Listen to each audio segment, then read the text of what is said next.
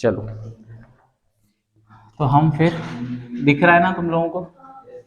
ठीक है, हम वापस, हम पढ़ रहे थे क्या? वेन डायग्राम, है ना? इसमें हम पहला टाइप कर चुके थे। आज हम दूसरा टाइप डायरेक्ट एग्जाम्पल से देखते हैं। हम खुद ही बनाएंगे और खुद ही उसमें से सवाल सॉल्व करेंगे।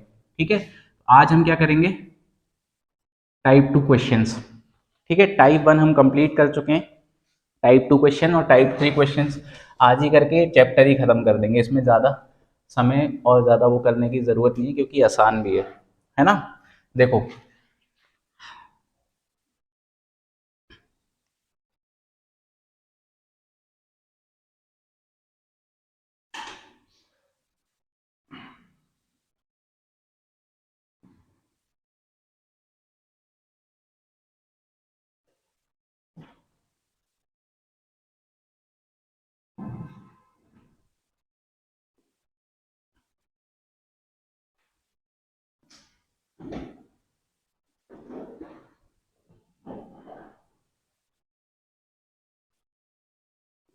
ऐसा कुछ फिगर आएगा आपको, ठीक है, एग्जाम में।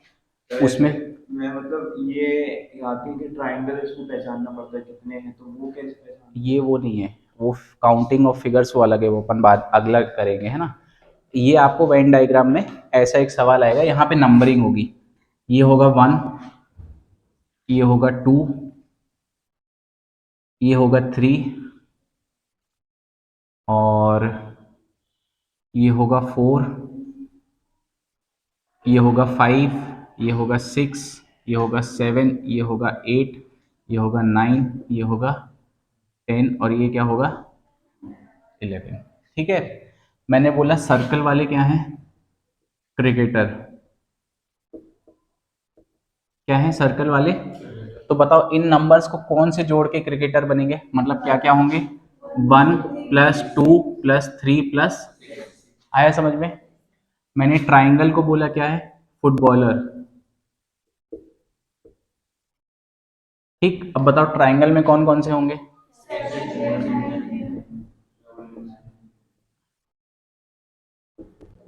ठीक है, मैंने बोला ये पेंटागन। ठीक, ये क्या है? स्विमर। इसके बताओ पेंटागन में कौन कौन से होंगे? कौन कौन से? 4, 2, 6, 9, पेंटागन। ठीक, इतने लोग, आया समझ में? मैंने बोला रेक्टेंगल, इसको बोला टेनिस प्लेयर। कौन कौन से हैं? 3, 6, 5, 7, 9, और आया समझ में? ऐसे करना रहता है। अब मैंने यहां पे बोला कि आपको क्रिकेटर, ठीक है, प्लस टेनिस बताओ कौन कौन खेलते हैं? Cricket plus tennis. ठीक है, अब देखो टेनिस क्या बता रहा है? ये बता रहा है ना? और क्रिकेट कौन सा बता रहा है? ये गोला बता रहा है। बेसिकली ये जो ओवरलैपिंग पार्ट है, मतलब 3 और 6, ये ऐसे व्यक्ति हैं जो क्या करेंगे? जो दोनों खेलेंगे। आया समझ में? तो ये क्या होंगे? 3 + 6 या 3 और 6, है ना? इसको ऐसे मत कर देना है 3 + 6 9 हो जाएगा। ये मैंने नंबरिंग करी है पार्ट की, वन, ये इतना 1 वाला पार्ट ये है, ये आया समझ में? ये 1 पार्ट है, ये 2 पार्ट है। इसको मतलब ऐसा मत कर देना ये बराबर 9 प्लेयर्स, ये नहीं है इसका मतलब। इसका मतलब ये है कि ये जो 3 वाला हिस्सा है, मतलब ये वाला हिस्सा है 3, ये आया समझ में? इसको मैंने नाम दिया है 3, इसको मैंने नाम क्या दिया है? 6। आया समझ में? हाँ, यहां तक बात क्लियर? फिर मैंने बोला कि ओनली क्रिकेट, सिर्फ क्रिकेट खेलते हैं, इसके अलावा और कुछ नहीं, सिर्फ 1। क्यों? क्योंकि अगर मैं ये 2 और 6 की बात कर रहा हूं तो ये साथ साथ पेंटागन वाले क्या है? स्विमर भी है। ये जो छठा है ये क्या है? स्विमर भी है। और ये जो है ये क्या है? टेनिस प्लेयर भी है। तो अगर मैं ओनली क्रिकेट की बात करूंगा तो कौन आएगा? सिर्फ 1। मैं ओनली स्विमर स्विमर की बात करूंगा तो स्विमर क्या है? पेंटागन। पेंटागन में सिर्फ वो कौन है? 4। मैं बोलूंगा ओनली मतलब सिर्फ, है ना, ओनली फुटबॉलर, सिर्फ जो फुटबॉल खेलता है वो कौन है? 10। आया समझ में? तो हमको ऐसे करना रहता है। ये बात क्लियर हुई कहानी? क्या? नहीं, ये उसमें आ जाएगा ना। नहीं, ये इसमें आ जाएगा साथ ही साथ टेनिस प्लेयर में। अगर ये 5 होगा तो 5 क्या क्या होगा? इसके अंदर भी आ रहा है, पेंटागन के अंदर भी, और किसके अंदर भी आ रहा है? इसके अंदर। तो वो टेनिस प्लस स्विमर भी होगा। आया समझ में? ठीक है, ये लिख लो। ये कौन सा टाइप किया? टाइप 2।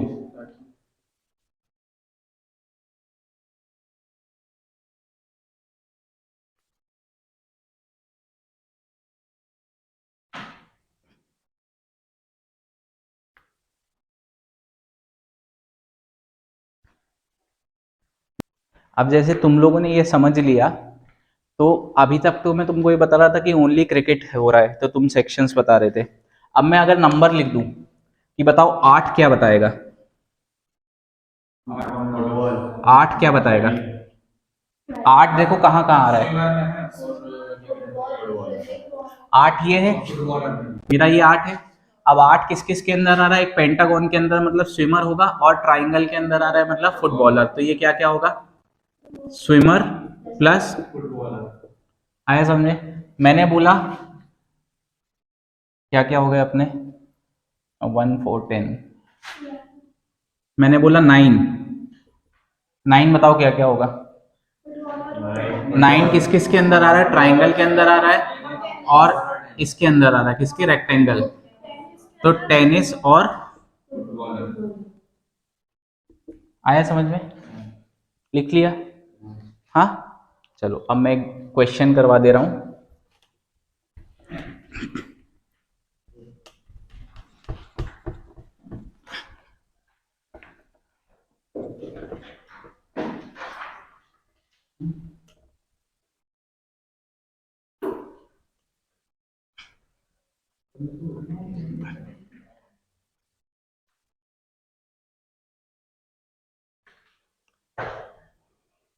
अभी अब देखो, अब जैसे मैंने नाम दिए थे, वैसे क्या कर सकता है, यहाँ पे क्वांटिटी भी दे सकता है, लेकिन उस समय क्वेश्चन में लिखेगा कि ये जो नंबर्स हैं ये क्या बता रहा है?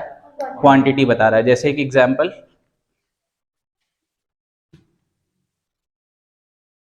ये एक रेक्टेंगल है, एक ये सर्कल है, और एक ये ट्राइंगल है। ठीक, अब क्वेश्चन समझना है ना। क्वेश्चन ये बता रहा है निम्नलिखित आरेख में त्रिभुज सैनिकों को दर्शाता है। ठीक है, व्रत एथलीट को दर्शाता है। व्रत मतलब क्या होगा? सर्कल। ये क्या बताएगा?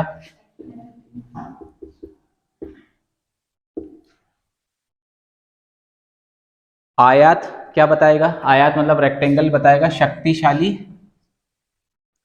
शक्तिशाली पुरुष मतलब इसको क्या बोलेंगे? Strong man. क्या? Strong man. ठीक है, और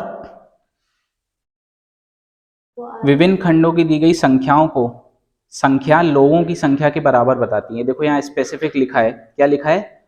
विभिन्न खंडों में दी गई संख्याएं लोगों की संख्या के बारे में। आया समझ में? और त्रिभुज मैंने बता दिया क्या? सैनिकों। ये त्रिभुज बताता है सैनिकों, मतलब क्या? Army man. आया समझ में? तो देखो क्वेश्चन ने ये बोला कि भैया ये बता रहा है क्या? Army man. सर्कल क्या बता रहा है? एथलीट। और ये रेक्टेंगल क्या बता रहा है? और जो इसमें चिन्ह है, लास्ट लाइन पढ़ो, क्या बोल रहा है? विभिन्न खंडों में दी गई संख्याएं लोगों की संख्याएं के बराबर है। मतलब विभिन्न खंडों में यहाँ पे क्या दी है? ये दी है 6। मतलब ये जो 6 है, तो इतने पूरे जो लोग हैं वो क्या है? 6 लोग हैं। मतलब ये जो एरिया है इसका नाम भी 6 है, साथ ही साथ क्या है? लोग भी 6 है। आया समझ में? फिर मैंने बोला कि ये हो गया 9, ये हो गया 5, ये हो गया 10, नीचे वाला हो गया 8, ये हो गया 11, 7, और ये 3 बचा ना, 2 मिनट।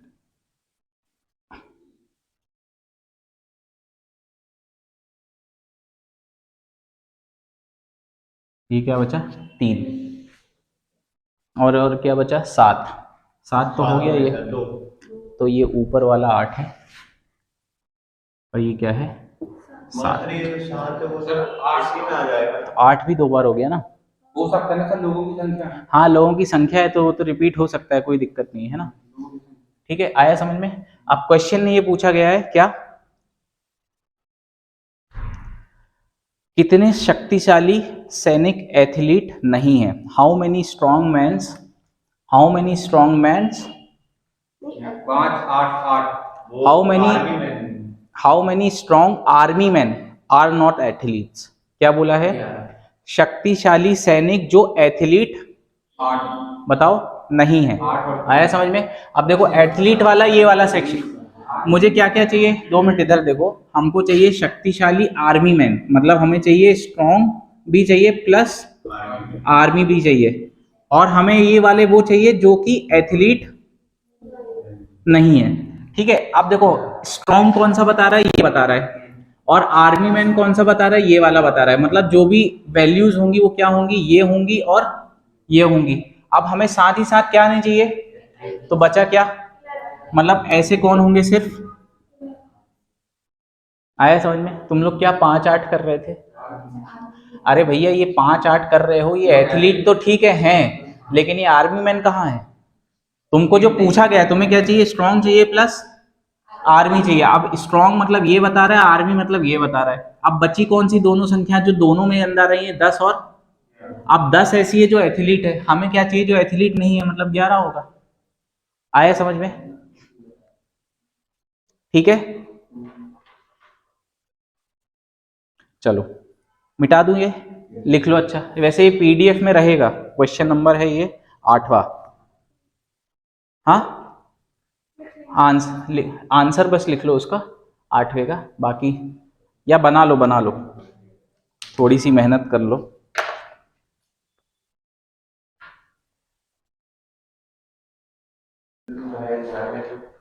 तुम गायब हो जाते हैं।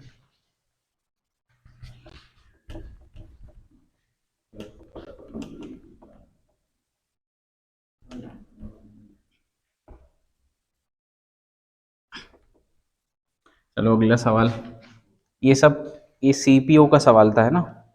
किसका था? सीपीओ का। ये भी जो सवाल है ये सीपीओ का है। हाँ आज पेपर भी अच्छा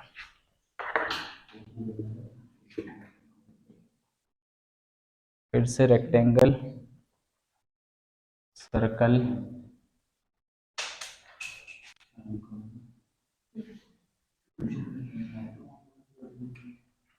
ट्राइंगल। ये बता रहा है रिच, ये बता रहा है रूलर, और ये बता रहा है फार्मर। इसमें भी लिखा है the numbers in different segment shows the number of persons, मतलब ये हर एक सेक्शन में जो नंबर्स होंगे वो क्या बताएगा? नंबर ऑफ पर्सन भी बताएगा साथ ही साथ, है ना? विभिन्न खंडों की संख्या व्यक्तियों की संख्या को दर्शाती है। मतलब एक चीज अधिकतर जो पुरुषों की संख्या, किसी की संख्या दी जाएगी। हाँ संख्या भी आ सकता है, लेकिन कई बार फिर स्पेसिफिक रहेगा कि कौन सा सेक्शन बता रहा है कि ऐसे लोग हैं जो, समझ रहे हो? तो दोनों टाइप हो सकते हैं, लेकिन पहचानना कैसे वो तो हमें मालूम है ना? तो ये 5 12 6 7 8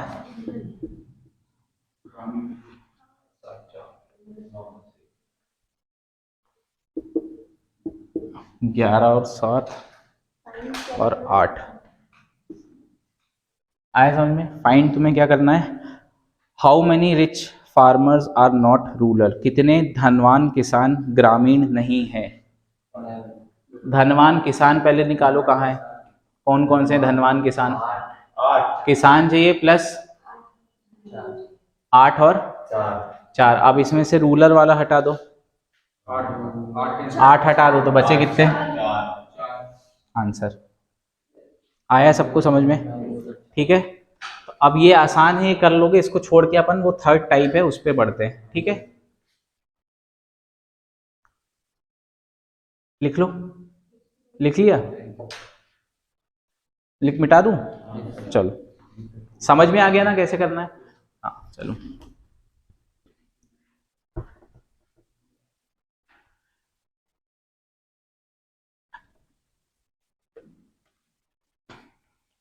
चलो ये वाला जो थर्ड वाला टाइप है, इसके सवाल कैसे आते हैं मैं आपको ओरल बता देता हूं। इन अ क्लास, एक कक्षा में 70% पास्ड इन इंग्लिश। क्या बोला? 70% जो है वो क्या है? ये हमारा टाइप नंबर 3 हो रहा है, type in passed in English बोला, ठीक है। क्या बोला कि in a class 70% of the student passed in English, एक कक्षा में 70% लोग इंग्लिश में उत्तीर्ण हुए, ठीक। उसके बाद बोला कि 50% पास्ड इन हिंदी। क्या बोला कि 50% जो लोग हैं वो किस में पास हुए? हिंदी में। आया समझ में? और 20% ऐसे हैं जो पास्ड इन बोथ। आया समझ में? क्या बोला? 50% ऐसे हैं जो पास्ड इन बोथ है, मतलब दोनों सब्जेक्टों में पास हुए, ठीक है। अब शर्त यह है कि सिर्फ 2 ही सब्जेक्ट है और टोटल 100% बच्चे हैं, मतलब वो तो जाहिर सी बात है 100% होंगे बच्चे, लेकिन सब्जेक्ट सिर्फ 2 ही हैं और मतलब हर एक बच्चा किसी ना किसी में पास हुआ है, कोई भी फेल नहीं हो, किसी मतलब किसी एटलीस्ट एक सब्जेक्ट में बच्चा क्या हुआ है? पास हुआ है। आया समझ में? ठीक है। इसको वेन डायग्राम से कैसे करेंगे? देखो, अगर मैंने ये हिंदी वाला बनाया है ना, ये क्या बता रहा है? हिंदी वाले बच्चे। आया समझ में? तो कुछ ऐसे बच्चे भी हैं जो दोनों में हुए, इसलिए मुझे ओवरलैप सेक्शन बनाना पड़ेगा, और ये दूसरा सेक्शन क्या बताएगा? आया समझ में? अब ऐसे कितने बच्चे हैं जो दोनों में पास हुए? अब दोनों वाला मतलब ओवरलैप सेक्शन, ये वाला सेक्शन, ये कितने हैं? आया समझ में? ये क्या हो गए? 20% हो गए। अब ये हिंदी में टोटल कितने पास हुए थे? 50% पास हुए थे, जिसमें से 20% क्या है? दोनों में पास है। एक काम करो, मैं थोड़ा सा चेंज करता हूं और इसको बोल देता हूं मैं 10% क्या है? दोनों में पास है, ठीक है। 2 मिनट। 30 जो है वो क्या है? दोनों में पास है। तो तुमको बताना है फेल स्टूडेंट्स कितने हैं।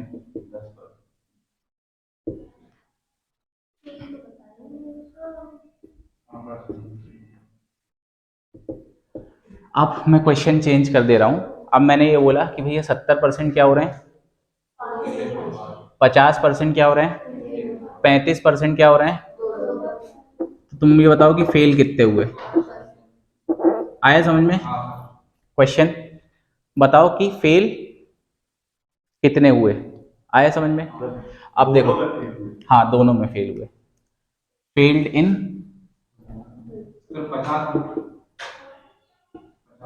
ठीक, फेल्ड इन बोथ। अब क्वेश्चन समझ में आया? अब मैंने बोला कि 35% क्या है में पास हुए। अगर ये पूरा स्पेस, मतलब ये रेक्टेंगल पूरा स्पेस क्या बता रहा है? क्लासरूम बता रहा है ना, मतलब क्या? 100%। तो जिसमें से ये गोला हिंदी का है, ये गोला किसका है?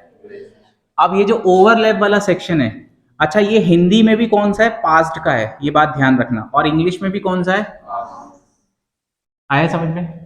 अब मैंने ये बोला ये सेक्शन किसका है? बताओ, जो हिंदी और इंग्लिश दोनों में पास हुए, मतलब ये कितने हो गए हमारे? आया समझ में? अब जब 35% ये हो गए तो मेरे को हिंदी वाले कितने थे? 50। मतलब ये जो पूरा गोला था मेरा, ये पूरा गोला ये कितना था? जिसमें से इतना हिस्सा 35% है, तो ये कितना बचा? आया समझ में? ये बचा 15। अब ये पूरा मेरा इंग्लिश वाला है ना, ये पूरा क्या है? इंग्लिश वाला, इंग्लिश में टोटल पास कितने हुए, बच गए कितने, हो गए 35%। आया समझ में। अब देखो मेरे, अगर मैंने दो क्वेश्चन पूछे, एक पूछा कि फेल्ड इन बोथ स्टूडेंट और टोटल पास परसेंटेज। अब देखो टोटल बच्चे पास कितने हुए एटलीस्ट एक सब्जेक्ट में या दोनों में, तो देखो 15 इसमें पास हुए, 35 इसमें हुए और 35 इसमें हुए, तो 35 35 70 और 15 टोटल पास एटलीस्ट 85% हुए। आया समझ में। और फेल्ड कितने हो गए, अगर एटलीस्ट एक में फेल हुए हैं, एक में पास हुए हैं, तो जो बच गए वो दोनों में फेल हुए होंगे। अगर नहीं हुए होते दोनों में फेल, तो इस 85 में इंक्लूड हो गए होते। ये बात समझ में आई। तो बच गए कितने, 15%। ये क्या हो गए, बोथ में। और इसको कैसे दर्शाएंगे, बाहर, है ना, ये गोला नहीं बनाएंगे ऐसा, ये बाहर, मतलब ये रेक्टेंगल में इन दोनों के बाहर, इसको क्या बोलेंगे, ये बताएगा कि ये बच्चे दोनों में फेल हुए। ये पूरी कहानी समझ में आई। क्या वाला बताऊं, देखो ये समझ में आया यहां तक। इसका मतलब है कि एटलीस्ट एक में, एटलीस्ट मतलब एक भी हो सकता है और दोनों भी हो सकते हैं। तो ऐसे कितने बच्चे हैं जो एटलीस्ट एक में पास हुए, तो बच गए कितने, 15, मतलब दोनों में फेल हुए। अब मान लो कोई एक बच्चा, देखो इधर, कोई एक बच्चा हिंदी में पास है, इंग्लिश में फेल है, तो वो तो ये ऑलरेडी इसमें इंक्लूड हो चुका है ना, ये 15 में। कोई एक बच्चा इंग्लिश में पास है लेकिन हिंदी में फेल है, तो ये 35 में इंक्लूड हो चुका है। और कोई एक ऐसा बच्चा है जो दोनों में इंक्लूड है, दोनों में पास है, तो वो इसमें इंक्लूड हो चुका है। हाँ, और बच गए कितने, 15, मतलब ये दोनों सब्जेक्ट में फेल हुआ। आया समझ में। ये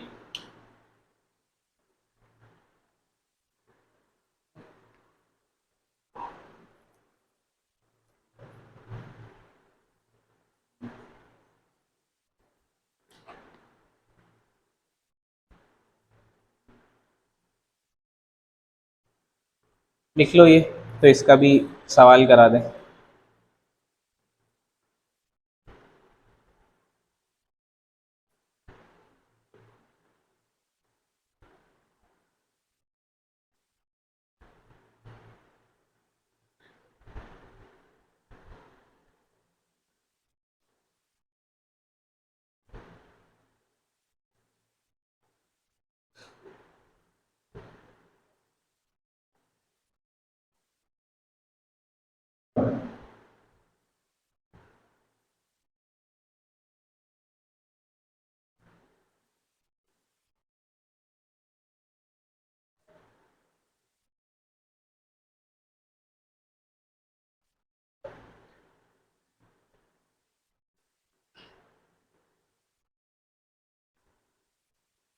लिख लिया ये।